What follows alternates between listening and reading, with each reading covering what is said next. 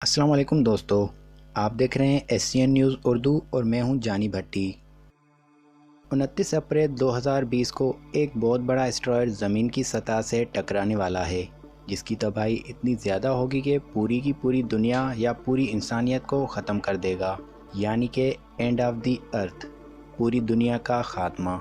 जैसा कि हमें हॉलीवुड मूवीज़ में एनिमेट करके दिखाया जाता है, एक एस्टेरॉयड के ज़मीन से टकराने के बाद पूरी दुनिया तबाह हो जाती है। ये खबर आजकल इंटरनेट पर और ख़ास तौर पर सोशल मीडिया पर हर जगह देखने को मिल रही है कि 29 अप्रैल को एक बहुत बड़ा एस्टेरॉयड ज़मीन से टकराने वाला है, जिससे हमारी ये ज़मीन ख़त्म होने वाली है। हमारी ये दुनिया जो कि इस साल के आगाज़ से ही मुश्किल तरीन हालात से गुज़र रही है।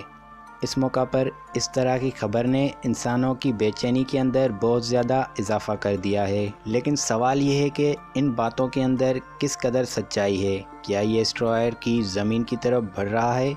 क्या वाकई इसके असरात ज़मीन पर टकराने से इस कदर हौलनाक होंगे? ये सब जानने से पहले ये जान लेते हैं कि एस्टेरॉयड दरअसल होता क्या है। दोस्तों, कायनात में मौजूद ऐसे बतीले ऑब्जेक्ट जिनकी साइज़ छोटे पत्थर से लेकर 1000 किलोमीटर के डायामीटर जितनी होती है, यानी आप इन्हें मिनी प्लेनेट भी कह सकते हैं। ये मुर्दा सितारे की बाक़ियात होती हैं जो कि आवारा कायनात के अंदर गर्दिश करती रहती हैं, और उन्हें साइंस की ज़बान में एस्टेरॉयड या आवारा शहाब साकिब कहते हैं, जो आवारा घूमते रहते हैं और किसी भी वक्त खुला के अंदर किसी भी ऑब्जेक्ट यानी कि सितारे सियारे के करीब से गुज़रे तो उनकी ग्रेविटी उनको अपनी तरफ खींच लेती है और ये उससे टकरा कर उस पर गिर पड़ते हैं या फिर ख़त्म हो जाते हैं।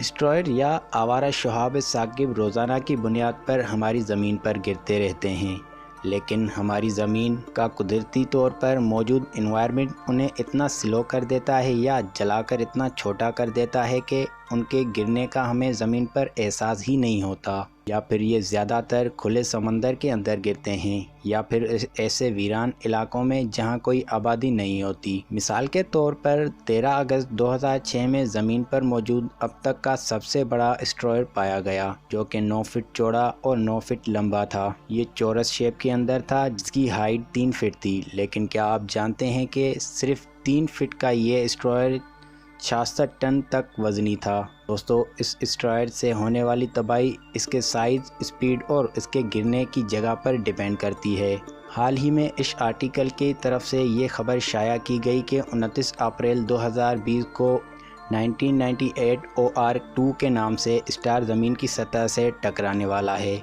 जो कि पूरी की पूरी इंसानियत को तबाह कर देगा। अब जिस एस्टेरॉयड के बारे में ये बात हो रही है, इस पर आज से नहीं बल्कि पिछले 20 साल से पर नज़र रखे बैठे हैं। सिर्फ इसी पर नहीं बल्कि ज़मीन के पास से गुजरने वाले हर एस्टेरॉयड ऑब्जेक्ट पर साइंटिस्ट नज़र रखे हुए हैं। लेकिन ये एस्टेरॉयड जिसका नाम है 1998 OR2, इसका ये नाम इसलिए रखा गया क्योंकि इसे सबसे पहले 1998 में डिस्कवर किया गया था और इसके बारे में साइंटिस्ट के पास बहुत सारी इंफॉर्मेशन पहले से मौजूद है। मिसाल के तौर पर इसका डायामीटर इस वक्त तकरीबन 5 बुर्ज खलीफा इमारत, जो कि इस वक्त दुनिया की सबसे ऊंची इमारत है, इसके बराबर या फिर 4.1 किलोमीटर यानी कि माउंट एवरेस्ट के साइज़ का आधा है, और इस वक्त इसकी स्पीड 31,000 किलोमीटर पर घंटा की है। इंसानों के पास मौजूद इस वक्त सबसे तेज़ तरीन एयरक्राफ्ट सिर्फ 7,000 किलोमीटर पर घंटा की रफ्तार से उड़ सकता है, यानी कि ये एस्टेरॉयड हमारी सबसे तेज़ तरीन एयरक्राफ्ट की स्पीड से भी 4 गुना ज़्यादा तेज़ी से स्पेस में घूम रहा है, जो कि ज़ाहिर है कि अगर ज़मीन से टकराया तो तबाही होना तो लाजिम है, और ये तबाही कितनी होगी इसको इमेजिन भी कर सकते हैं। लेकिन सबसे अहम सवाल ये है कि क्या ये हमारी ज़मीन से टकराएगा या फिर ये महज एक अफवाहें सनसनी फैलाने के लिए ये खबर दुनिया भर में फैलाई जा रही है। दोस्तों, अगर हम ज़मीन के बाहर मौजूद एस्टेरॉयड पर नज़र रखने वाले इदारों की रिपोर्ट्स की बात करें तो क्या है कि ये एस्टेरॉयड ज़मीन से 6.2 मिलियन किलोमीटर की दूरी से गुज़र रहा है, यानी ज़मीन से तकरीबन 40 लाख किलोमीटर की दूरी पर।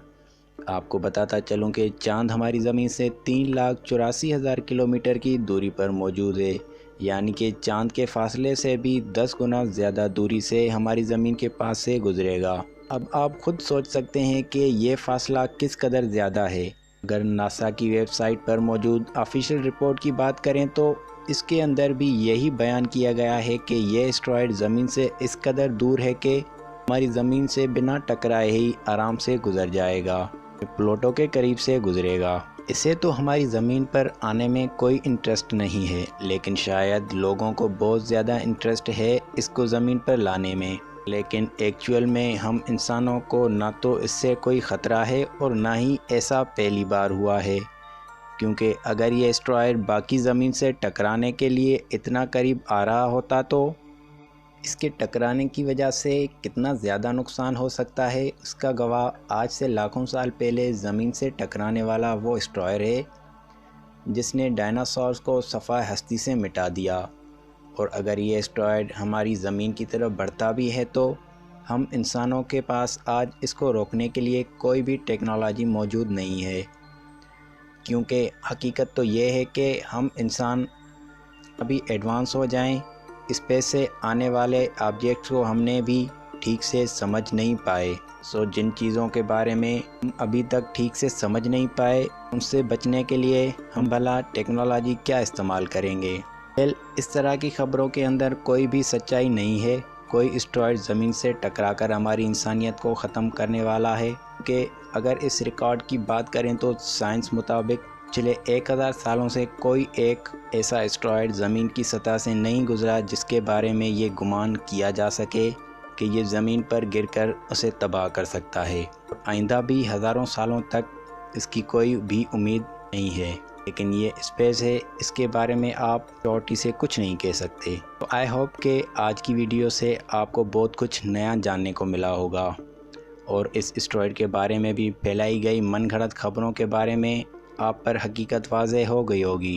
अगर आपको वीडियो अच्छी लगी तो लाइक करें, कमेंट करें और अगर आप चैनल पर नए हैं तो चैनल को सब्सक्राइब करें और साथ में दिए हुए बेल आइकन पर क्लिक करें। तो मिलते हैं अगली वीडियो में इंशाअल्लाह। तब तक के लिए अल्लाह हाफिज़।